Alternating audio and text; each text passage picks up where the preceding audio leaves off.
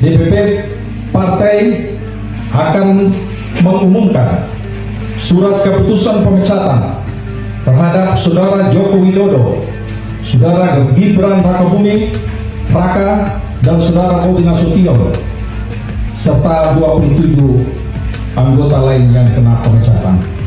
PDIP resmi memecat Joko Widodo, Jokowi, Gibran Rakabuming Raka, dan Bobi Nasution. Surat pemecatan ketiganya dibacakan langsung oleh Ketua Bidang Kehormatan PDIP Komarudin Watubun. PDIP mengeluarkan 3 surat keputusan terpisah untuk pemecatan Jokowi, Gibran, dan Bobi. Ketiga surat itu ditandatangani langsung oleh Ketua Umum PDIP Megawati Soekarnoputri dan Sekjen PDIP Hasto Kristianto. Merdeka! Saya Komarudin Watubun, Ketua Bidang Kehormatan PDI Perjuangan, bersama ini tanggal 18 Desember 2024